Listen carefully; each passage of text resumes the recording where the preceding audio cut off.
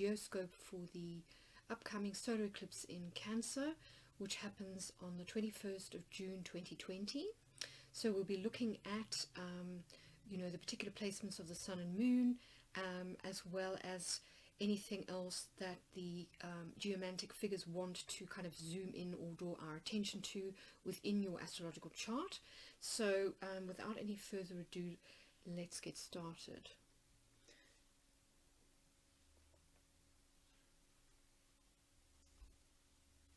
So just to say that I am going to be doing some personalized video horoscopes for each of the 12 zodiac signs for this upcoming eclipse. So I do that for subscribers to my newsletter. So if that's something that you're interested in getting access to, then go to astrologysphere.com/subscribe and just sign up for my newsletter. It's completely free, but it will give you access to the membership area of my website, and you'll be able to listen to your forecasts. But in the meantime, let's see what the elementals, the spirits of earth, air, fire and water, what they would want to draw your attention to in the earth plane during the time of this particular solar lunar event.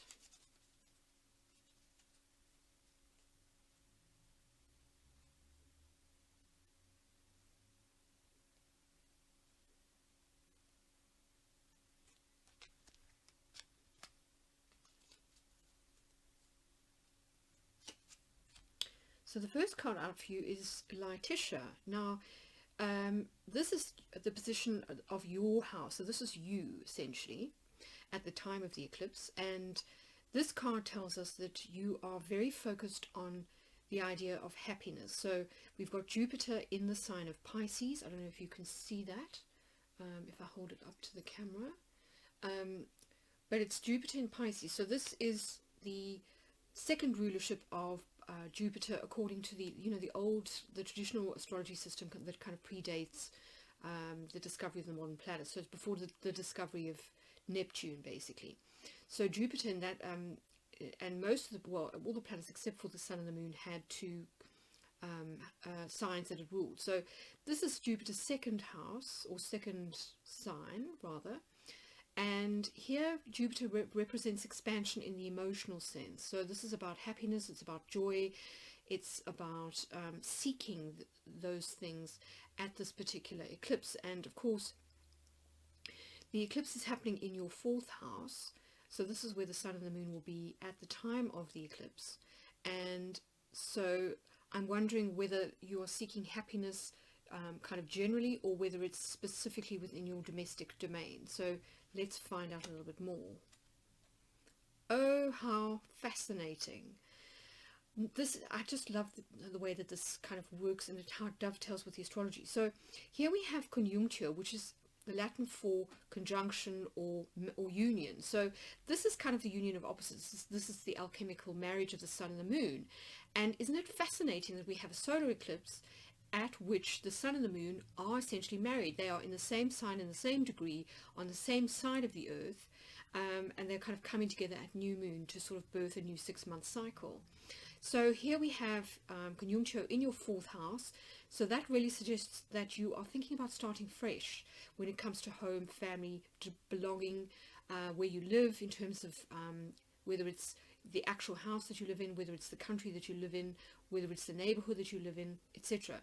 So there's a definite sense of your focus being on bringing all the elements together that may be somehow scattered within your family or your home, and really sort of wanting some kind of balance or harmony between what are normally warring or opposite sort of things, qualities, people. So you're wanting harmony in your fourth house. That is fascinating. Then in your seventh, we've got Caput Draconis. Now, Caput Draconis is the north node. Traditionally, it's ruled by the north node from an astrological point of view. And this is really interesting because the north node is usually about beginnings. It's things kind of coming in. You know, this is the head of the dragon, so it's where the dragon sort of ingests things, basically. And this is very much associated with solar eclipses, because solar eclipses usually begin a new 6-month cycle. And so fascinating that you also seem to want a fresh start when it comes to relationships. This is committed partnerships, so it is marriage, partners, serious committed romantic relationships, business partnerships, as well as anything you know, that involves kind of one-to-one interaction over a long period of time. So it does suggest that you are starting some new karmic cycle, possibly. You want a kind of reset, a karmic reset, when it comes to partnerships. And then we have Via in the 10th house. Now, Via is the moon in Cancer, which is, again, unbelievable sort of synchronicity, given that the sun and the moon will be in Cancer at the time of the solar eclipse. So this is kind of telling me, if we think about the 10th and the 4th house as being an axis, this is telling me that you're also wanting to get really clear about your path ahead, your future course of action, the perhaps your soul purpose, your future direction in life. And this may well involve you know, a kind of a coming together with your home. So it's possible, given that Via is usually about travel, it's the road in Latin, so it's usually about a straight path or a road. It could be that you are kind of getting your ducks in the row completely, and you're wanting a completely fresh start when it comes to the main aspects of your life. So home, partnerships, family, and then of course career or future direction. So that is fascinating. I'm just going to pause the video while I do your conversions quickly, and then we will find out more details. Hi Aries, and welcome back to reading. So as you can see, I have placed the cards in their correct house positions on the casting cloth. So let's get into this in a little bit more detail. So remember that I said that we had Letitia here, which suggested that your focus was happiness over the next 6 months. And one way that I always like to get more information is to look for echoes or similar cards being repeated, similar geomantic figures being repeated in the reading. So it's interesting that we've got Letitia here in the 6th house. So this says to me that above all else, even though you are kind of looking to make changes, perhaps in your home, your relationships, and your career, your main sort of source of happiness is, number one, health, because this is the house of health, but also everyday routines. So things like you know, who you work with, your working environment, your everyday schedule, so perhaps getting a better work-life balance. It could be that you decide that you want to work from home more as opposed to going to an office, and you know that has major implications for your home. For example, do you need to buy a bigger property or rent a bigger space where you've got room for a desk and you know, kind of home office, for example? Do you need to maybe build a shed in your garden so that you can go and write there in peace? Do you need to you know, perhaps are you thinking of relocating so that your environment in, you know, outside of your home is more conducive to quality of life and to peace, for example? So it's somewhere that's a bit quieter, where there's more nature. You know, these are all the sort of questions that you might be asking yourself over the next 6 months. But getting to the position of where the sun and moon are going to be, we're talking here about the 4th house. And as I said, here we've got the coming together of the sun and moon literally in one geomantic figure, which is conjunctio. Now, what's fascinating about conjunctio is that it's ruled by Mercury in the sign of Virgo, which is where Mercury is considered to be exalted, because it's very precise, but it's also earthy. So it's manifesting, it's bringing things down into the earth plane. And so it's possible that some of the changes that you decide to make at this time concerning home and family and where you live may have to do with things that were sort of set into motion either at the beginning of the year when we had the other 2 eclipses that were in the same signs of Cancer and Capricorn, for example, or December 2019 when we had the solar eclipse also in the signs of Cancer and Capricorn. So just sort of think a little bit about that to see whether, it sort of brings anything to mind. Of course, the other thing to say is that the last time we had eclipses in this particular Saros cycle was back in, I think, June 2002. So you might want to think back to your domestic situation or your home back then to see whether there's any overlaps with where you find yourself now in terms of your home setup, your family setup, and so on. The other thing to say is that Mercury will be retrograde during this particular eclipse, and it will also be traveling fairly close to the Sun, but the most important thing is that it will be conjunct the fixed star Sirius. Now, Sirius is considered to be the brightest star in our particular galaxy, so for the Egyptians this was a fantastically important star that represented for them not the dog as in, the dog star, but the goddess Isis. So she was the ultimate kind of mother figure. She was the sort of mother goddess, but she was also the consort of the king, the pharaoh, who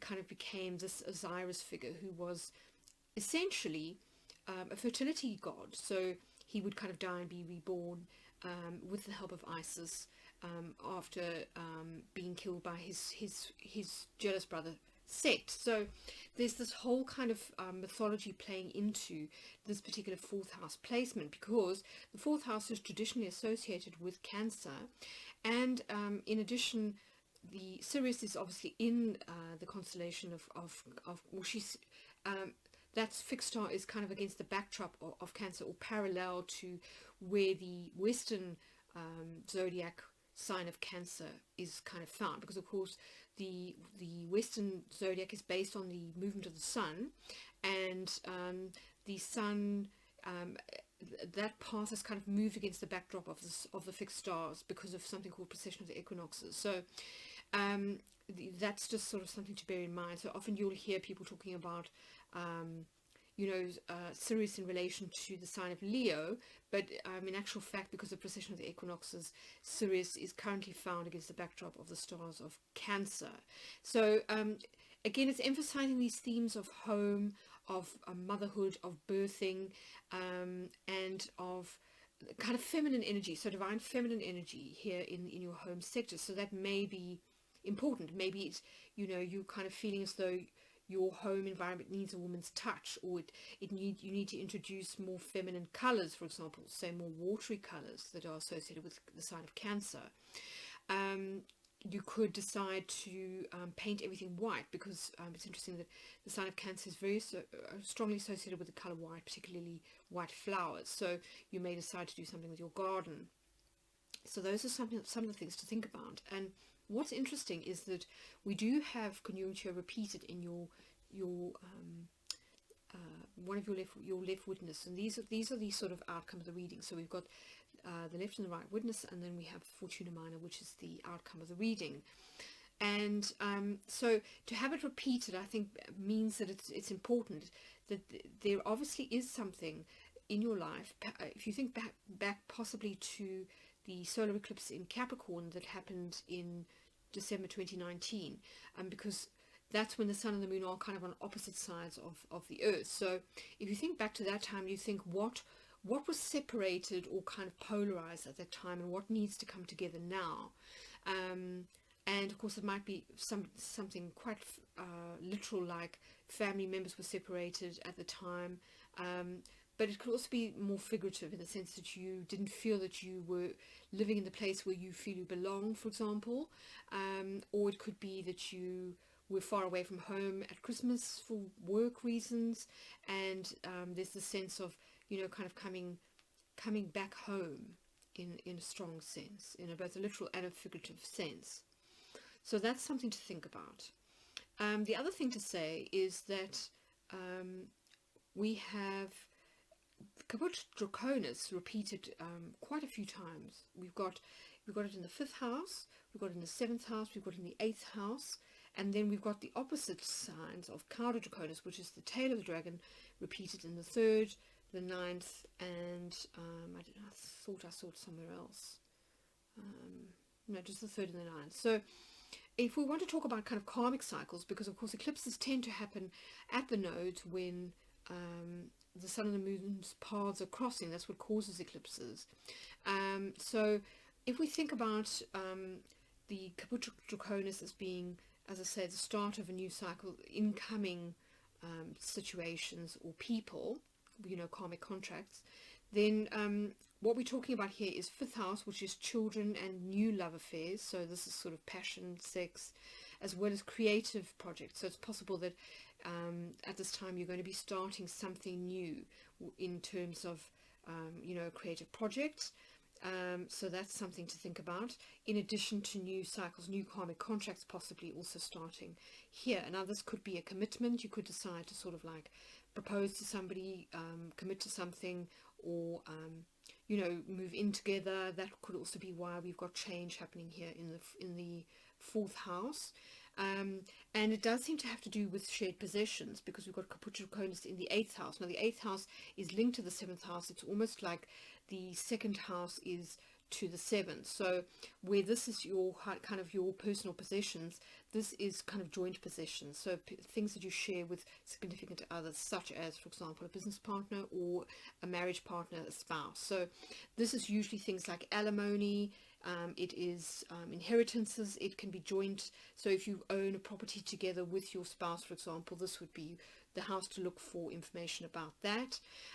It can also be bank loans, taxes, that kind of thing. So some situation possibly linked to a partner may also now be changing. So there could be a new cycle starting for you when it comes to that. So with your tax status changes because your relationship status changes, for example, that may be one way this works. If you decide to move in or buy a place together, then there may be legal contracts and things involved that affect partners. So that's another way that this could work. And of course, if you are thinking about getting involved and with somebody new, or with them, a change of sort of situation with a child, for example. So say, for example, you get custody of a child, or a child goes to live with the other parent in the case of separated or divorced parents, then we've got a new cycle starting here for that. So really quite interesting. And then outgoing stuff we've got in the 3rd and the 9th house, and these houses are joined. So these are both have to do with learning and expression on some level. So this is normally the house of self-expression and communication, as well as ideas in the sense of kind of the media, politics, as well as schooling. And then the 9th house has to do with information that is inspired. So it's usually to do with philosophy, secondary education, publishing. So this is more written rather than spoken communication, or telecommunications via the telephone, or something of that ilk, face to face sometimes. So the 9th house is also to do with communication with our higher self or spirit guides. So it can be inspired knowledge through intuition, through channeling, through downloads, that kind of thing. So it looks as though something to do with that is finishing. So it's possible that a paradigm of some kind is shifting for you. You may be changing your ideas about the world. You may be changing your ideas about politics. You may be changing the way that you communicate and the way that you see the world. So that's really interesting that we've got this shift going on, because the Sabian symbol for this particular eclipse is sailors hoisting a new flag to replace an old one, which kind of implies a change of guard. So it kind of implies that there's a sort of an outgoing paradigm and an incoming one. So it's also possible that, on some level, the way that you think or communicate may also somehow be linked to, to these issues here: partnerships, children, creativity, that kind of thing. So just, something to think about in addition to the main cycle, which happens for you here in the 4th house. So then the outcome of the reading is quite interesting. We've got this conjuncture. So we've got this idea about marriage, literal marriage, or it can be sort of the union, as I say, of opposites. So it can be also to do with, reconciliations, for example. So you could be reunited with somebody, a significant other, for example. And it can also mean, kind of contracts. So I'm just going to read you the keywords for conjuncture so that it can kind of jog your memory.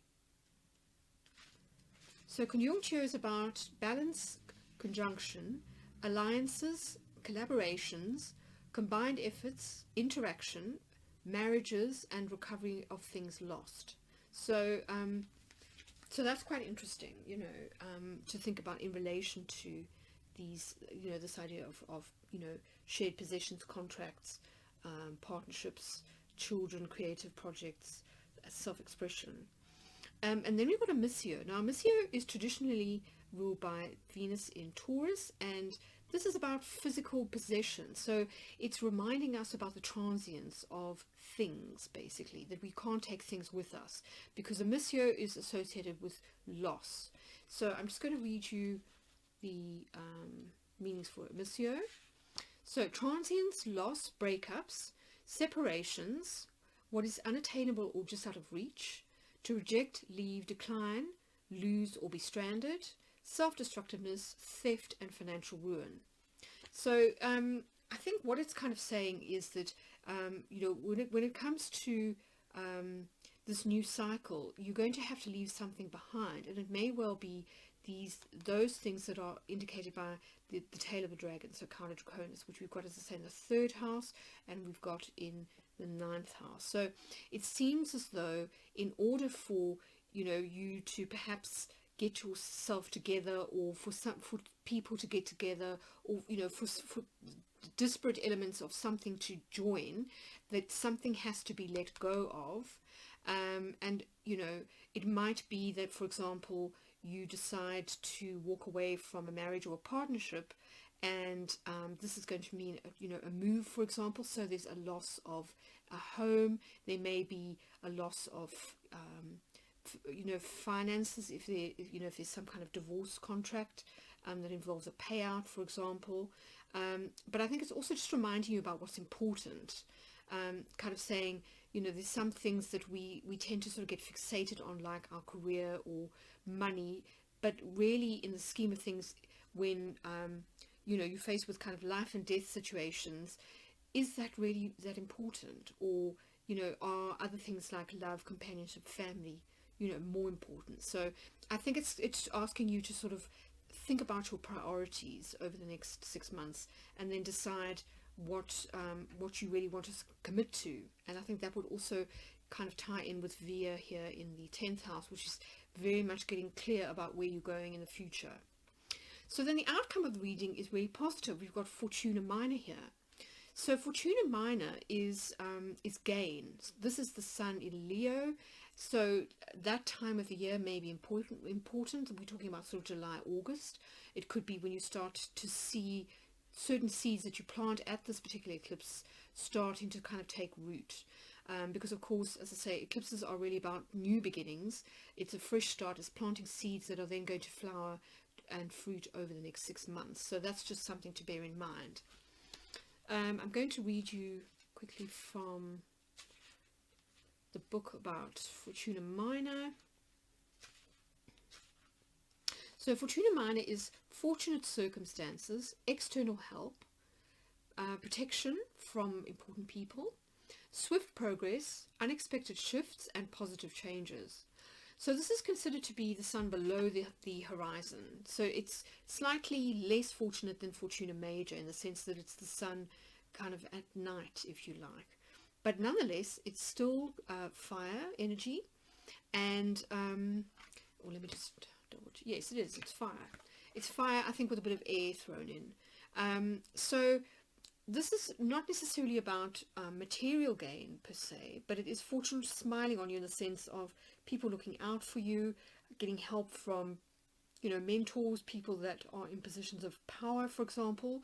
It can also be protection. So say, for example, you get yourself into a situation where you're being sued, say, by an agent or an ex-business partner, which might be why we've got legal matters sort of highlighted here.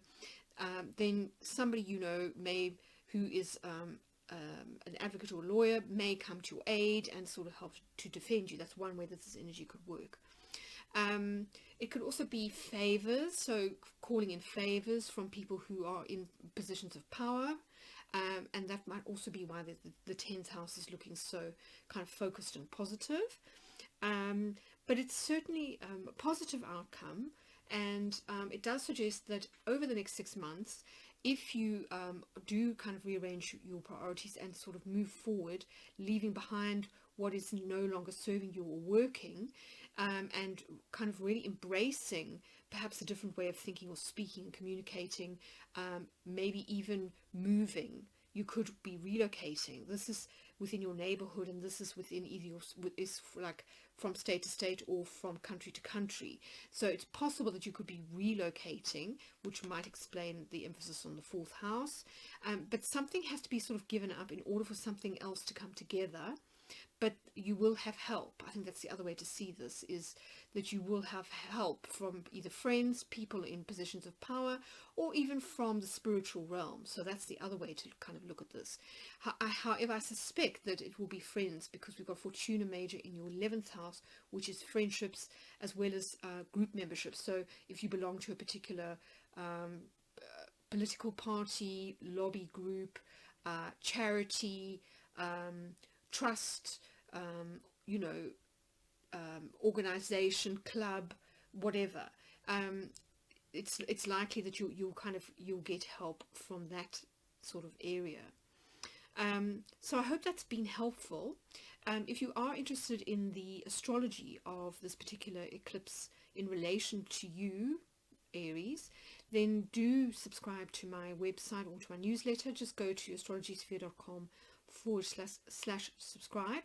I will be doing a general astrology forecast for the collective on my Instagram profile, so you can also look out for that. I will post that closer to the time of the eclipse. But in the meantime, I'm sending you many new moon blessings, and all the best for the next 6 months or so.